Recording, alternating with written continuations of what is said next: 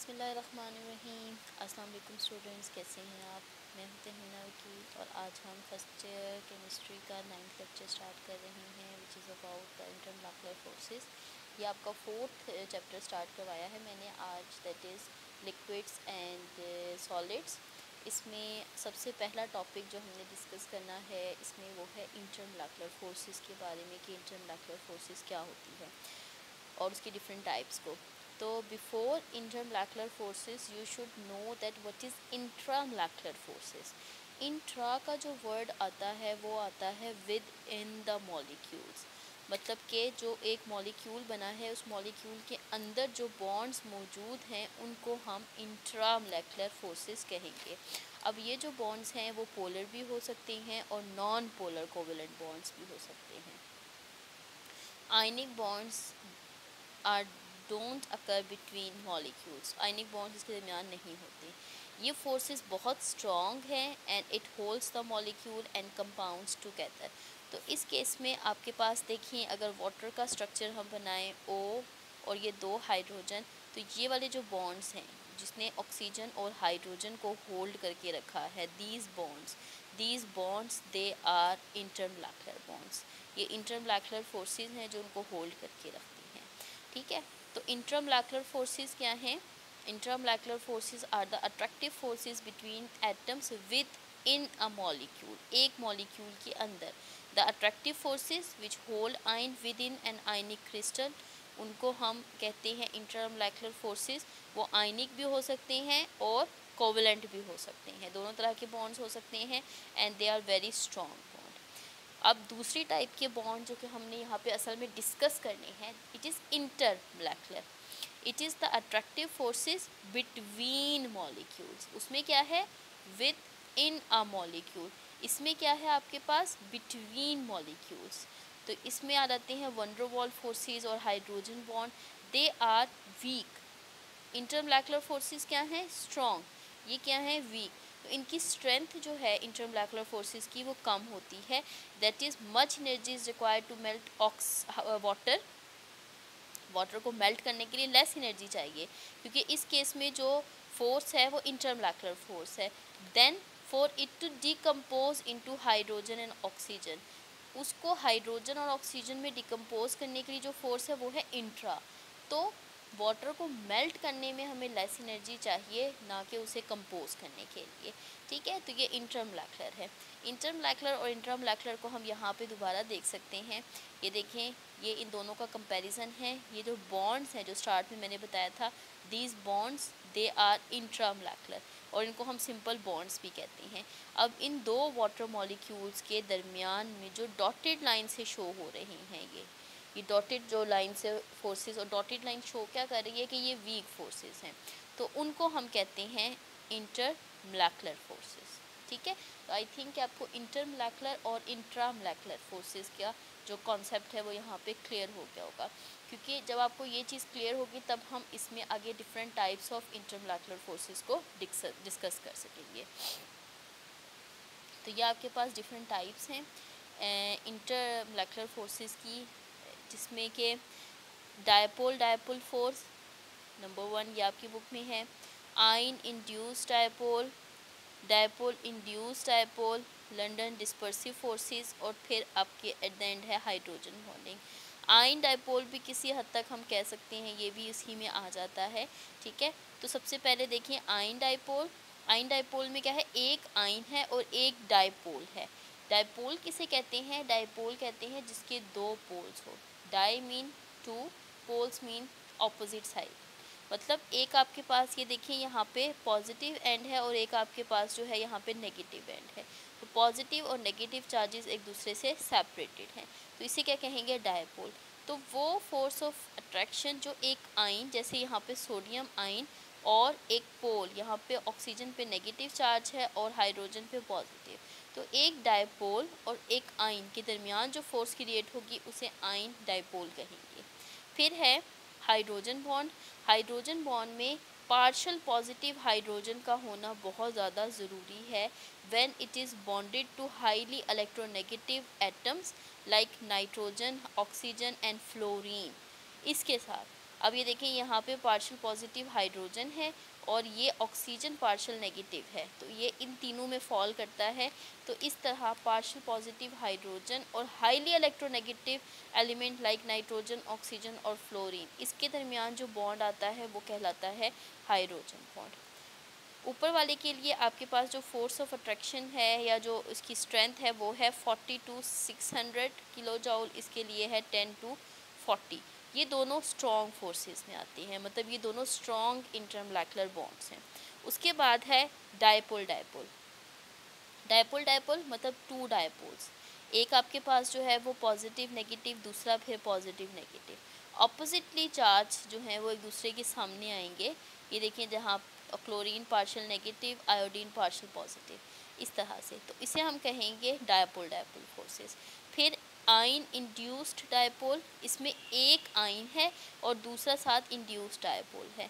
अब ये अभी हम आगे देखते हैं इंड्यूस्ड डायपोल क्या होता है और इंस्टेंटेनियस डायपोल, उसकी डिफरेंट एग्जांपल्स। तो यहाँ पे आप इनके नाम सिंपल देख लें, ये डायपोल डायपोल है, ion dipole, ion induced dipole है, डायपोल इंड्यूस्ड डायपोल है, डिस्पर्जन फोर्सेस या लंडन फोर्सेस हैं। ठीक है, ये देखिए आयन आयन इंटरेक्शन में सिर्फ आयन्स जो हैं वो इन्वॉल्व हैं। आयन डायपोल में आयन और कोई भी पोलर मॉलिक्यूल इन्वॉल्व होगा। हाइड्रोजन बॉन्डिंग में हाइड्रोजन और नाइट्रोजन, ऑक्सीजन और फ्लोरीन लिंक्ड होंगे। डायपोल डायपोल में पोलर मॉलिक्यूल्स इन्वॉल्व होंगे। डायपोल इंड्यूस्ड में एक कोई भी डायपोल होगा और लंडन डिस्पर्सिव में जितने भी तरह के मॉलिक्यूल्स हैं, polar, non polar and all the categories they fall in this category. ठीक है, तो ये टाइप ऑफ इंटरेक्शन है और ये किस किस्म की स्पीशीज़ इसमें इंटरेक्ट कर सकती हैं। ये देखिए यहाँ पे डिफरेंट टाइप की स्पीशीज़ का बताया गया है। ये आयन आयन है, ये वाली, ये हाइड्रोजन बॉन्डिंग है हाइड्रोजन और फ्लोरीन के दरमियान। ये डायपोल डायपोल है, ये एक डायपोल है, पार्शियल पॉजिटिव पार्शियल नेगेटिव इस तरह से। और ये आयन डायपोल है, एक आयन है और एक डायपोल है, जैसे मैंने आपको पहले बताया। अब अगर हम डायपोल की बात करें तो we have 3 different type of dipoles. ठीक है, हम बार बार बात करें dipole dipole, induced dipole, instantaneous dipole, इस तरह से। तो आपके पास 3 डिफरेंट टाइप ऑफ डायपोल्स हैं। एक है परमानेंट डायपोल। परमानेंट डायपोल वो है जिसमें के पोलर मॉलिक्यूल्स इन्वॉल्व हैं।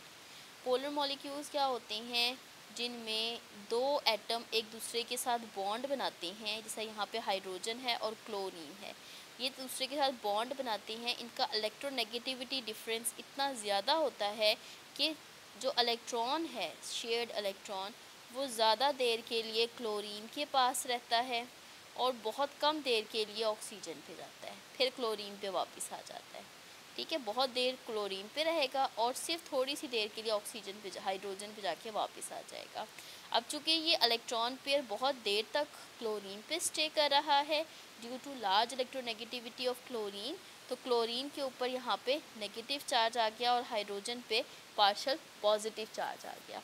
अब इस केस में क्या हुआ है कि चार्जेस क्रिएट हो गए हैं बिटवीन टू बॉन्डेड एटम्स, तो इन्हें हम पोलर मॉलिक्यूल और परमानेंट डायपोल्स कहेंगे। दूसरा है इंस्टेंटेनियस डायपोल। इंस्टेंटेनियस का मतलब है एक लम्हे के लिए, एक इंस्टेंट के लिए, थोड़ी देर के लिए। सो it is a temporary dipole which results from a fluctuation in an electron cloud may also occurs in noble gases। अब इसमें क्या होता है कि एक्चुअली जो इलेक्ट्रॉन मूव कर रहे हैं इन दोनों के दरमियान, तो थोड़ी देर के लिए वो इलेक्ट्रॉन ज़्यादा स्टे कर लेगा और फिर यहाँ पे कम। तो क्या है कि वो जो इलेक्ट्रॉन है वो इलेक्ट्रॉन से ही रिपेल होके, पहले आपके पास सिमेट्रिकल इलेक्ट्रॉन डेंसिटी थी इस तरह से, तो एकदम से वो रिपेल करेगा और फॉर द टाइम बीइंग एक तमाम इलेक्ट्रॉन एक साइड पे हो जाएंगे and you will gate partial positive and partial negative, लेकिन अगले ही इंस्टेंट वो दोबारा से सिमेट्रिकल हो जाएगा। तो ये क्या है, इंस्टेंटेनियस डायपोल। फिर है इंड्यूस्ड डायपोल। इंड्यूस्ड डायपोल क्या है कि एक डायपोल मौजूद है पॉजिटिव और नेगेटिव की फॉर्म में, और उसके साथ जब कोई नॉन पोलर मॉलिक्यूल आता है तो due to this polar molecule वो जो नॉन पोलर है उसमें भी पोलैरिटी इंड्यूस्ड हो जाती है। ये जो पार्शियल नेगेटिव चार्ज है ये उसके पॉजिटिव को अट्रैक्ट करेगा और उसमें पोलैरिटी आ जाएगी। तो ये है इंड्यूस्ड डायपोल। ये इंड्यूस डायपोल क्यों बना है? Due to the presence of some permanent dipole neighbouring it. ठीक है, तो फर्स्ट कैटेगरी ऑफ अट्रैक्शन को हम डिस्कस करते हैं। आपको पता चल गया इन टर्म्स का कि डायपोल, परमानेंट डायपोल क्या होता है, इंड्यूस्ड डायपोल क्या होता है और इंस्टेंटेनियस डायपोल क्या होता है। अब आगे हम इन्हीं डायपोल्स के नतीजे में डिफरेंट टाइप की इंटरेक्शंस को डिस्कस करते हैं। So first type of interaction is dipole dipole interaction. So a molecule like HCl, अब HCl में क्या है, it is a permanent dipole. Permanent dipole क्यों है? क्योंकि chlorine is more electronegative than hydrogen. So this permanent inbuilt dipole will cause the molecule to attract each other more than they otherwise would if they had to rely on dispersion forces. तो इसमें क्या है, hydrogen पे positive charge आ गया और chlorine पे negative charge आ गया। जब ये मॉलिक्यूल लाइन अप करेंगे तो इस केस में जो है ये नेगेटिव पॉजिटिव फिर नेगेटिव पॉजिटिव, इस तरह से अट्रैक्शन डेवलप हो जाएगी between the two poles. Dipoles इस तरह से इंटरेक्ट करेंगे तो ऑपोजिट चार्जेस एक दूसरे के सामने आ जाएंगे। सो इस केस में परमानेंट डायपोल्स मौजूद हैं, therefore they have a high boiling points than those of the temporary dipoles. जैसे आपके पास है इथेन और एक है फ्लोरोमीथेन, तो फ्लोरोमीथेन का जो स्ट्रक्चर है या बॉइलिंग पॉइंट है उस वो ज़्यादा है। क्यों? क्योंकि उसमें पोलर बॉन्ड मौजूद है। ठीक है, ये देखिए ये डायपोल डायपोल इंटरेक्शन को शो किया गया है। HCl में ये नेगेटिव डायपोल है, नेगेटिव पोल है, ये पॉजिटिव पोल है। तो नेगेटिव पॉजिटिव, फिर आगे पॉजिटिव को अट्रैक्ट कौन सा कर रहा है, नेगेटिव पॉजिटिव। ये देखें ये हाइड्रोजन HCl, हाइड्रोजन पॉजिटिव, ये नेगेटिव, ये पॉजिटिव नेगेटिव। तो इस तरह से ऑपोजिट चार्जेस हैं। ये देखिए इसको हम शो करें with the help of dotted line. So this is intermolecular forces, this one is dipole dipole interaction. Dipole dipole interaction जो है उसकी वजह से बॉइलिंग पॉइंट और मेल्टिंग पॉइंट भी हाई होता है और उसके बाकी जितने भी पैरामीटर्स हैं, फिजिकल पैरामीटर जैसे heat of vaporization, heat of fusion, वो भी ज़्यादा होगी as compare to temporary dipole. तो इस केस में हम कहेंगे डायपोल डायपोल इंटरेक्शन है वो इंटरमोलेक्युलर फोर्सेस में थोड़ी स्ट्रॉन्ग इंटरेक्शन होती है as compare to the temporary dipole. ठीक है, सेकेंड इंड्यूस डायपोल की है इंटरेक्शन आगे इसके साथ। सो इंड्यूस डायपोल क्या होता है? Induce dipole is a temporary dipole that is created due to influence of the neighbouring dipole which may be a permanent or an instantaneous. अब देखिए यहाँ पे HCl है, HCl क्या है, परमानेंट डायपोल। इस परमानेंट डायपोल की प्रेजेंस की वजह से ये जो इसका पार्शियल नेगेटिव चार्ज है, हीलियम क्या है, हीलियम एक सिमेट्रिकल मॉलिक्यूल है। इस सिमेट्रिकल मॉलिक्यूल क्या होता है कि पॉजिटिव और पॉजिटिव के चारों तरफ नेगेटिव चार्ज इक्वली डिस्ट्रीब्यूट हुआ है। अब इस नेगेटिव चार्ज की वजह से क्या होगा कि ये इस पॉजिटिव को अट्रैक्ट करेगा, जिसकी वजह से इस मॉलिक्यूल में इस साइड पे पार्शियल पॉजिटिव और इस साइड पे पार्शियल नेगेटिव डायपोल क्रिएट हो गया, इंड्यूस्ड हो गया। That's why it is called as induced dipole. So induced dipole क्या है कि जो कि किसी डायपोल की प्रेजेंस की वजह से क्रिएट होता है। ये है डायपोल इंड्यूस्ड डायपोल फोर्सेस। ठीक है, डायपोल इंड्यूस्ड डायपोल फोर्सेस जैसे अभी मैंने पीछे बताया कि एक कोई भी परमानेंट डायपोल का होना मौजूद है। जैसे ये है आपके पास ऑक्सीजन और ये है दो हाइड्रोजन, ये वाटर मॉलिक्यूल है। हाइड्रोजन के ऊपर पार्शियल पॉजिटिव चार्जेस हैं और ऑक्सीजन के ऊपर पार्शियल नेगेटिव चार्जेस हैं। So this is a permanent dipole molecule. अब जीनॉन क्या है, ये सिमेट्रिकल मॉलिक्यूल है, इसमें कोई पोल्स नहीं होते। तो ये क्या करेगा, ये जो ऑक्सीजन का नेगेटिव चार्ज है ये इसकी ऊपर यहाँ पे पॉजिटिव और इस साइड पे नेगेटिव चार्ज क्रिएट करवा देगा, जो इंटरेक्शन है उसे इंड्यूस्ड करवा देगा। तो इस किस्म की जो इंटरेक्शन है जो वाटर और जीनॉन के दरमियान डेवलप होंगी, एक परमानेंट डायपोल और एक टेम्पररी डायपोल के दरमियान डेवलप होगी, उस तरह की इंटरेक्शन को कहते हैं डायपोल इंड्यूस्ड डायपोल इंटरेक्शंस। ठीक है, ये सेकंड कैटेगरी है। उसके अलावा हमारे पास आ जाता है इंस्टेंटेनियस डायपोल। इंस्टेंटेनियस डायपोल क्या होता है, ये वो टेम्पररी डायपोल है जो कि as a result of fluctuation in the electronic cloud for the instant create होता है और ख़त्म हो जाता है। ठीक है। जैसे देखें ये आपके पास हीलियम का नॉन पोलर मॉलिक्यूल है, ये सिमेट्रिकल है। अब इसमें क्या हुआ है कि जो इलेक्ट्रॉनिक क्लाउड है वो उसमें जब इलेक्ट्रॉन मूव कर रहे हैं वो मूव करते करते आपस में रिपेल करेंगे और फॉर द टाइम बीइंग एक साइड पे नेगेटिव चार्ज ज़्यादा हो गया है और उस पर पार्शल नेगेटिव चार्ज आ गया है और दूसरे साइड पे न्यूक्लियस आके पार्शल पॉजिटिव चार्ज आ गया है। तो due to high concentration of the electronic cloud इसमें एक डायपोल इंस्टेंटेनियसली क्रिएट हुआ है, that's why it is called as instantaneous dipole. अब इस इंस्टेंटेनियस डायपोल की प्रेजेंस की वजह से इसके साथ मौजूद दूसरा मॉलिक्यूल जो है, अब देखिए इस केस में ये जो एक मॉलिक्यूल जो इंस्टेंटेनियसली क्रिएट हुआ है इट इज़ इंस्टेंटेनियस डायपोल। ये इस डायपोल की प्रेजेंस से जो दूसरा मॉलिक्यूल है उसमें डायपोल इंड्यूस्ड हो गई है। तो ये इंटरेक्शन एक इंस्टेंटेनियस डायपोल और एक इंड्यूस्ड डायपोल के दरमियान क्रिएट हो रही है। That's why this interaction is called as instantaneous dipole induced dipole interaction. तो क्या हुआ है कि एक आपके पास ये नॉन पोलर मॉलिक्यूल्स में होता है, लंडन डिस्पर्सिव फोर्सेस में कहते हैं, मैं आगे बताती हूँ आपको। तो इसमें एक्चुअली क्या है कि एक सिमेट्रिकल मॉलिक्यूल था, उसके electron for the time being for the instant fluctuate हुए हैं और उन्होंने एक इंस्टेंटेनियस डायपोल क्रिएट किया है। उस इंस्टेंटेनियस डायपोल की प्रेजेंस दूसरे मॉलिक्यूल में भी पोलैरिटी इंड्यूस्ड करवा रही है। तो फॉर द सेकेंड्स भी नहीं होते, फॉर द नैनो सेकेंड्स वो फोर्सेस बनती हैं, ब्रेक होती हैं, बनती हैं, ब्रेक होती हैं पूरे सैंपल में जगह जगह। तो ऐसी इंटरेक्शन कहलाती हैं instantaneous dipole induced dipole interactions. इनको हम आम फहम में, आम अल्फाज में लंडन डिस्पर्सिव फोर्सेस या वंडर वॉल फोर्सेस भी कहते हैं। These are the intermolecular forces that create between non-polar molecules. Two neutral molecules can affect each other. ठीक है। Nucleus one of the molecule attracts electron of the adjacent molecule. Electron cloud distort and instantaneous dipole form. ठीक है। क्या हुआ है, किस तरह से ये इसका न्यूक्लियस इसके इलेक्ट्रॉन को अट्रैक्ट कर रहा है और इसके इलेक्ट्रॉन को, और इसी तरह दूसरा। तो उस फ्लक्चुएशन की वजह से, उस डिस्टॉर्शन की वजह से इंस्टेंटेनियस डायपोल क्रिएट हो गया। ये आ गया इंस्टेंटेनियस डायपोल। अब ये इंस्टेंटेनियस डायपोल दूसरे के अंदर पोलैरिटी इंड्यूस्ड करवा रहा है, जिसकी वजह से एक नेट फोर्स क्रिएट हो रही है between these two different type of dipoles.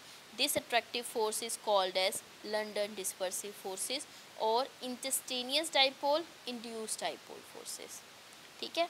अब इसमें जो एक्चुअली क्या होता है, जो डिस्टॉर्शन होती है या इलेक्ट्रॉन की डिस्पर्शन होती है वो क्रिएट करती है डिस्पर्शन फोर्सेस।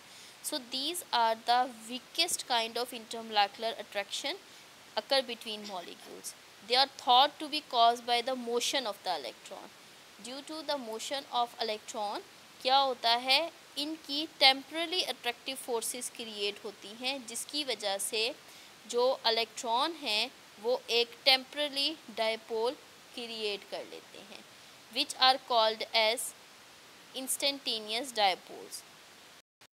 अब इसमें आप देखें, बहुत अच्छी तरह से देख सकते हैं, ये सिमेट्रिकल डिस्ट्रीब्यूशन है। सिमेट्रिकल डिस्ट्रीब्यूशन जैसे मैं अभी बार बार बना भी रही हूँ आपके लिए कि सेंटर में न्यूक्लियस है और साइड्स पे इलेक्ट्रॉन मूव कर रहे हैं सिमेट्रिकली।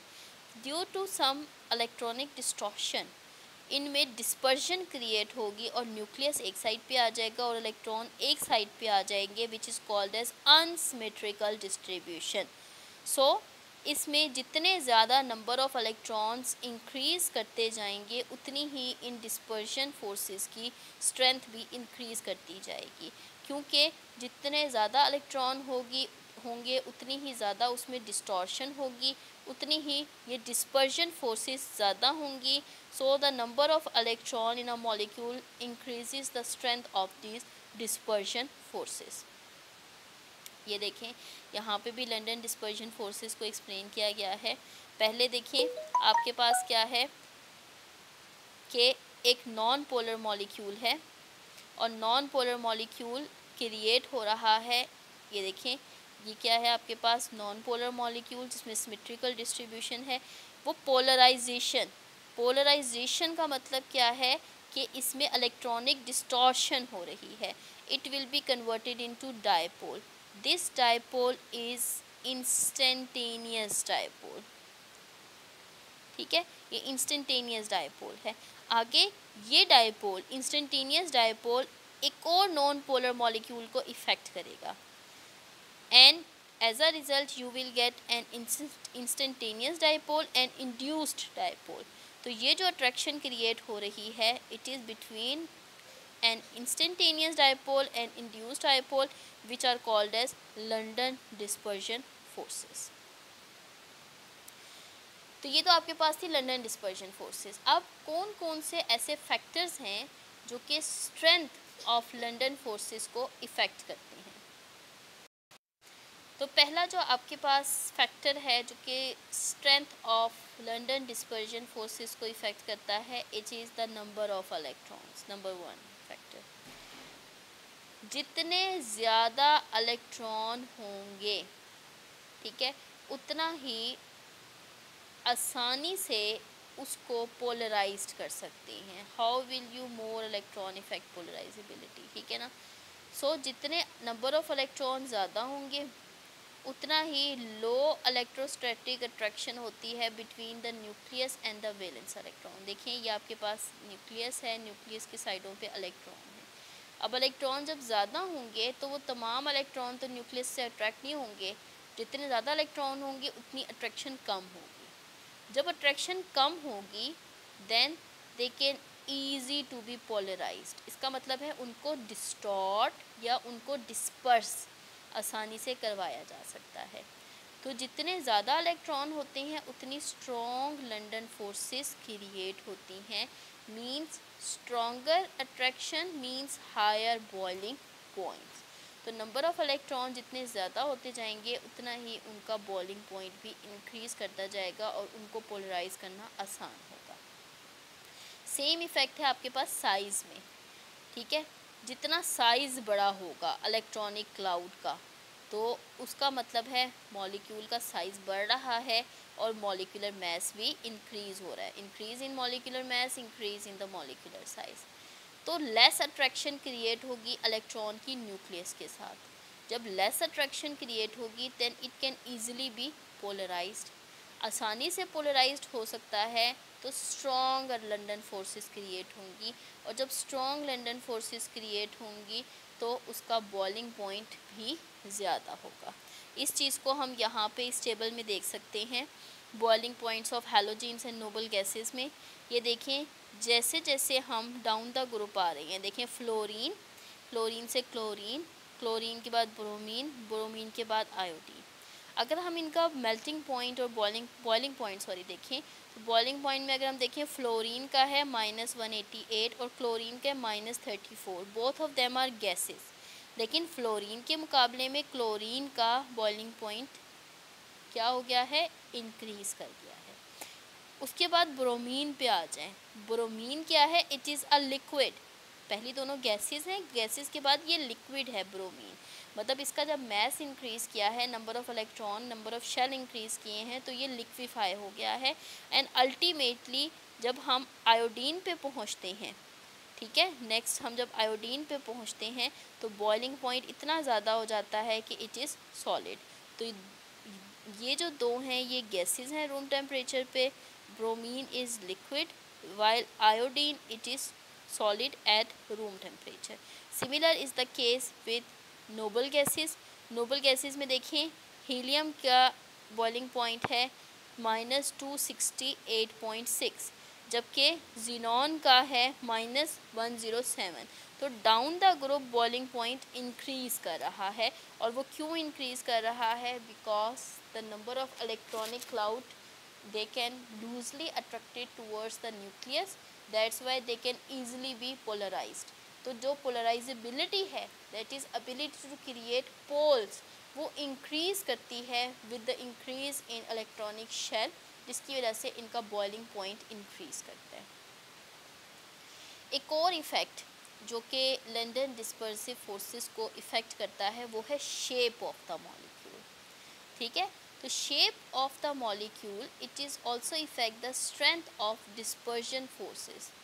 जो लॉन्ग स्किनी मॉलिक्यूल्स हैं, जैसे देखें यहाँ पे हैं आपके पास ये लॉन्ग मॉलिक्यूल हैं एन पेंटेन के, they have strong dispersion forces than short fat ones like neopentane. ये नियोपेंटेन है, ये नियोपेंटेन के मॉलिक्यूल्स हैं। तो इसमें क्या है कि इसका सरफेस एरिया ज़्यादा है, अट्रैक्शन और पॉइंट ऑफ अटैचमेंट ज़्यादा है एन पेंटेन में, जबकि आपके पास जो न्यू पेंटेन है उसमें पॉइंट ऑफ अटैचमेंट या उसका सरफेस एरिया कम है। जो जितना surface area increase the surface area, और उस केस में आपके पास जो है वो फोर्सेस ज़्यादा हो जाएंगी। ठीक है, अब इसी चीज़ को हम यहाँ पे देख सकते हैं कि जो मॉलिक्यूलर शेप्स हैं वो इफ़ेक्ट करती हैं और इनका फिर बॉइलिंग पॉइंट भी ज़्यादा है। तो सिमिलर कि जो आपके पास ये लॉन्ग चेन है, अगर इस लॉन्ग चेन ब्यूटेन में देखें तो here we have 4 points of attachment 1 2 3 4, but in case of isobutane here we have 1 2 3 point of attachment. ठीक है, तो long thin molecules they can close lie together, so attractive forces are more effective और वो आसानी से एक दूसरे के साथ क्लोज आ जाती हैं। जबकि आपके पास जो ब्रांच स्ट्रक्चर हैं उनमें number of point of attachment कम होते हैं, वो आसानी से एक दूसरे के करीब नहीं आते और उनका बॉइलिंग पॉइंट भी फिर कम होता है। ये देखें, shapes also matter. N butane और आइसोब्यूटेन, एन ब्यूटेन का बॉइलिंग पॉइंट है -0.5 डिग्री सेंटीग्रेड और आइसोब्यूटेन का है आपके पास -11.7 डिग्री सेंटीग्रेड।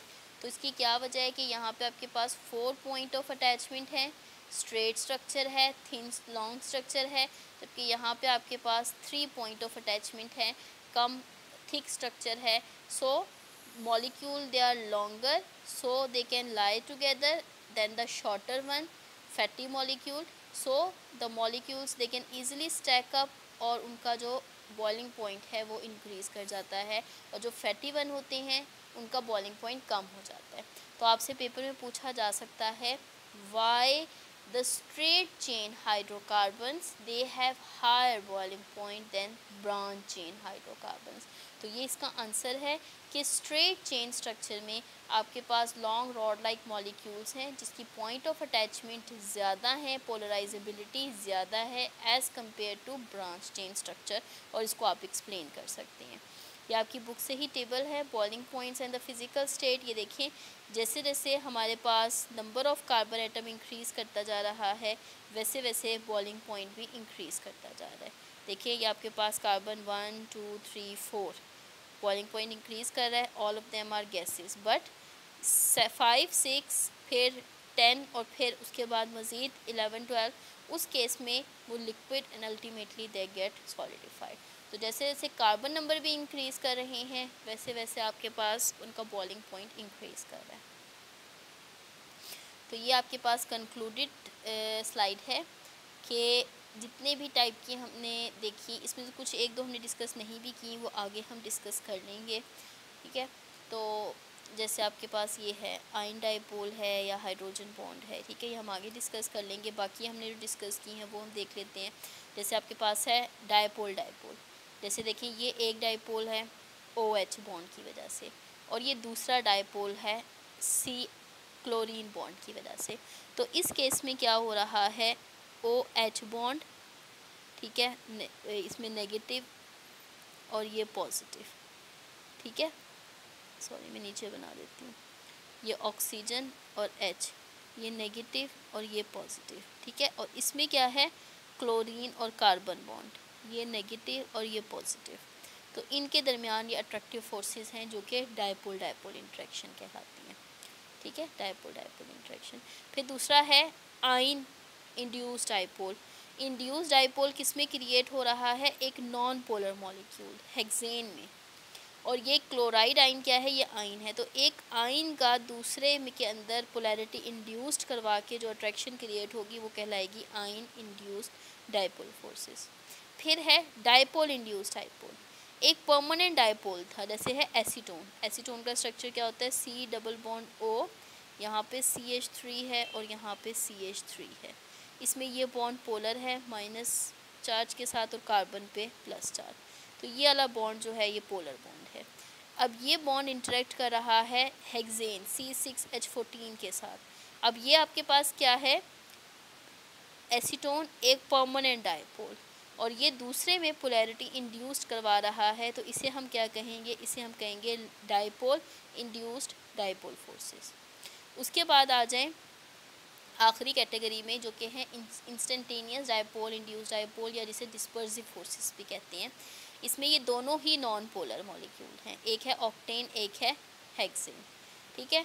तो इसमें क्या होगा, फॉर द टाइम बीइंग एक में इसमें जैसे इंस्टेंटेनियस डायपोल बना है और वो दूसरे में इंड्यूस्ड करवा रहा है, और फिर उसमें अट्रैक्शन क्रिएट हो रही है which is called as dispersion. तो ये आपके पास 4 कैटेगरी हमने डिस्कस की हैं।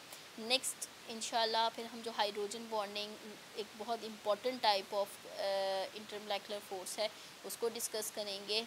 अगर इस टॉपिक में, इस पूरे लेक्चर में कोई बात क्लियर ना हुई हो, then you can ask me in the WhatsApp group. ये बहुत ज़्यादा इंपॉर्टेंट टॉपिक है, इसमें से क्वेश्चन भी आते हैं, और वैसे भी केमिस्ट्री में आपको इंटरमोलेक्युलर फोर्सेस, उनकी टाइप्स, उनकी कैटेगरीज, उनकी स्ट्रेंथ के बारे में पता होना चाहिए। So this is all about today's lecture. Next lecture तक के लिए अल्लाह हाफ़िज़।